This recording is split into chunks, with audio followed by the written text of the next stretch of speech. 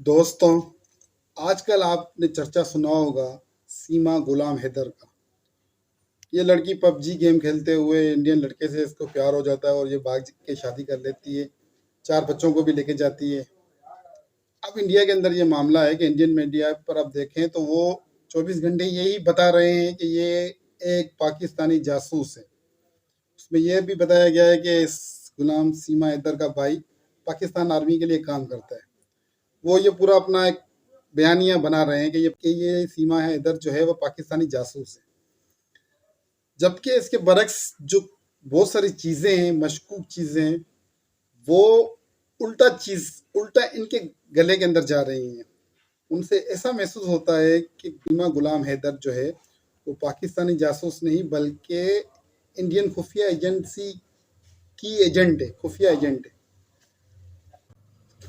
ये मैं इसलिए कह रहा हूँ कि बहुत सारी चीज़ें मशकूक हैं, सीमा के मुतालिक बहुत सारी चीज़ें मशकूक हैं, जिसकी बुनियाद पर मैं ये बात कर रहा हूँ। मैं इस वीडियो के आखिरी में आपको एक वीडियो दिखाऊंगा।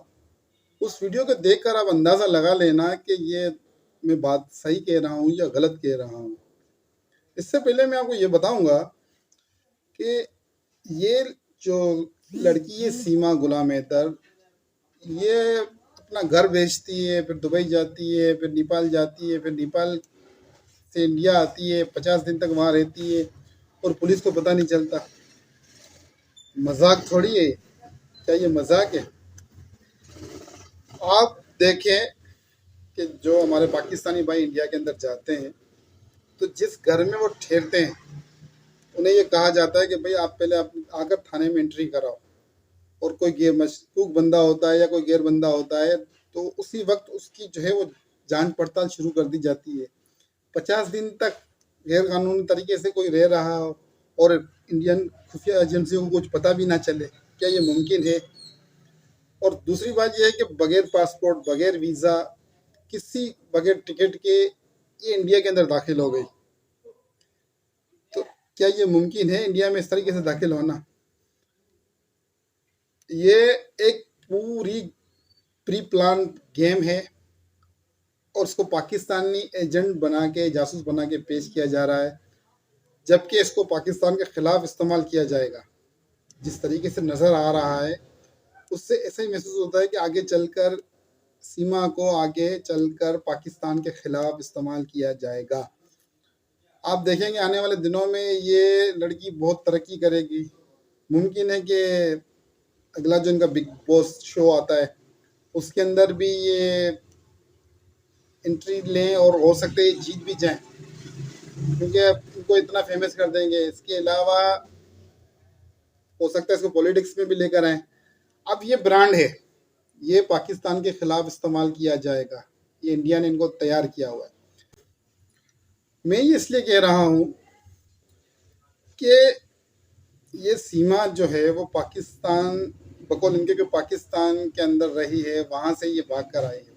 पाकिस्तान के अंदर इसने अपनी ज़िंदगी पूरी गुजारी है, लेकिन पाकिस्तान का कल्चर ये पूरी तरीके से अडॉप्ट नहीं कर सकी और इंडिया के अंदर ये चंद दिन के लिए गई है और इंडियन कल्चर को ऐसा अपना लिया है कि वहाँ के हिंदू भी परेशान है। हिंदू मज़हब को भी इस तरीके से अपना लिया है कि इसको देखकर हिंदू भी परेशान हो जाते हैं कि यार ऐसे कैसे हो सकता है, ये हिंदू मज़हब में इतनी सबकत कैसे लेकर जा सकती है। तो अब आप इसकी हिंदी सुने, हिंदी, आप इसकी ज़बान सुने। हिंदी ये इतनी जल्दी इस तरीके की ज़बान नहीं आती, शुद्ध हिंदी भी कर लेती है, ये समझ भी लेती है। इसका पहनावा देखें किस तरीके से ये ट्रेन है बिल्कुल। अगर एक माहौल से बंदा दूसरे माहौल में जाता है तो इतना जल्दी वो एडजस्ट नहीं होता, लेकिन आप देखें बिल्कुल इसके अंदर हर चीज़ परफेक्ट नज़र आती है, बल्कि इंडिया वालों से भी बेहतर नज़र आती है। इसका जो पहनावा है, जो इसका कल्चर है, तो ये चीज़ें मशकूक है, जिससे बातें मशकूक बन जाती हैं। अच्छा, इसको दीन इस्लाम के बारे में इतनी मालूमात नहीं है और इंडिया के अंदर ये 50 दिन से रह रही है और आप देखें तो ये उनकी पूजाएं कर रही है। पता नहीं कौन कौन से उनके वो देवी देवता हैं, उनके सबके नाम भी पता हैं, वो पूजा के तरीके भी पता हैं, जिसे माहिर तरीके से वो सारा काम कर रही है। कहाँ से आया भाई, किस तरीके से इसको पता चला कि ये इस तरीके से होता है। आखिरी में जो मैं वीडियो बताऊंगा ना वो बहुत अहम है, वो आप जरूर देखिएगा। एक और बात है कि जो पाकिस्तान का शनाख्ती कार्ड इसका दिखाया जा रहा है इंडियन मीडिया पर, उसके अंदर इसकी तारीख लिखी गई है 2002 की, 2002 की इसकी तारीख दिखाई जा रही है। और इससे मीडिया में सवाल किया गया कि आपकी शादी कब हुई है, तो इसने कहा कि हमारी शादी हुई है गुलाम हैदर के साथ। सीमा ने कहा कि मेरी शादी हुई थी 2014 के अंदर। 2002 की पैदाइश है, 2014 में इसकी शादी हुई है, तो 12 साल की उम्र में क्या इसकी शादी हुई है? एक ये भी झूठ पकड़ा जाता है। इसके पास से जो चीज़ें बरामद हुई हैं, इंडियन पुलिस ने जो चीज़ें रिकवर की हैं, उसमें 4 फ़ोन हैं।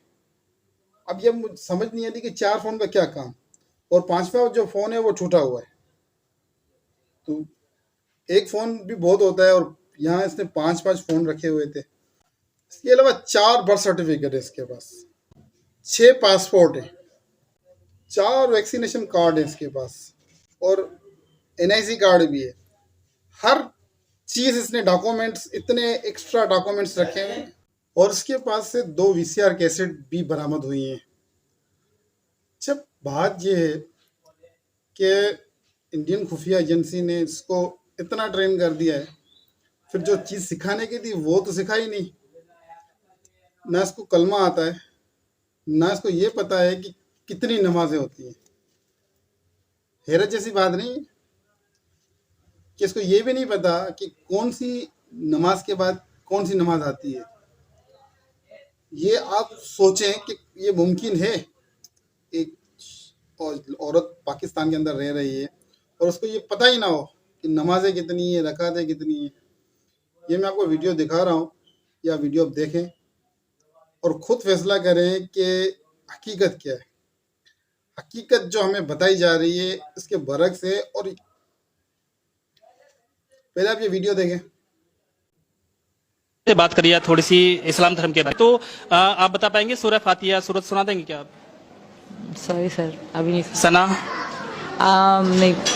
मतलब अलहम्दो की सूरत, सुबहाना की सूरत, कुल हु अल्लाहु अहद की सूरत, या कोई कलमा कोई सुना देंगे आप? कोई भी कलमा, कोई भी मुस्लिम धर्म का कोई भी कलमा एक आप सुना दो। सुना ये सूरत आती है, सुना दीजिए। मैं भूल गई हूँ सर, सॉरी। कोई भी इस समय कोई भी सूरत याद ना? ना मेरे अच्छा, आपने जैसे नमाज पढ़ी है तो किसी एक नमाज के बारे में बता देंगे कितनी रकत होती है किसी नमाज में? जी बिल्कुल, फजर में 2 होती हैं। फजर में 4 होती हैं, 2 सुन्नत 2 फर्ज। सुन्नत की नहीं, मैं फर्ज की बता रही हूँ। अच्छा, जौहर में कितनी होती हैं? जोहर में 4। 4 सुन्नत 4 फर्ज 2 सुन्नत 2 नफिल, 12 होती हैं। आप लोग पढ़ते हो, हम नमाजें 5 जानते हैं थे। अच्छा, 5 नमाज होती हैं, 7 होती हैं? 5 होती हैं। फजर, ये मगरिब। फजर के बाद कौन सी आती है? फजर के बाद, और सुबह फजर से पहले कौन सी होती है? इसका पता नहीं। इसका देखा नाजरीन, ये वीडियो आपने देखा। इस वीडियो के बाद आप खुद फैसला करें कि ये सीमा हैदर क्या लगती है आपको। ये खुफिया एजेंट नहीं लगती इंडिया की? अब आप देखना कि कुछ दिनों में इसको एक ब्रांड बना दिया जाएगा।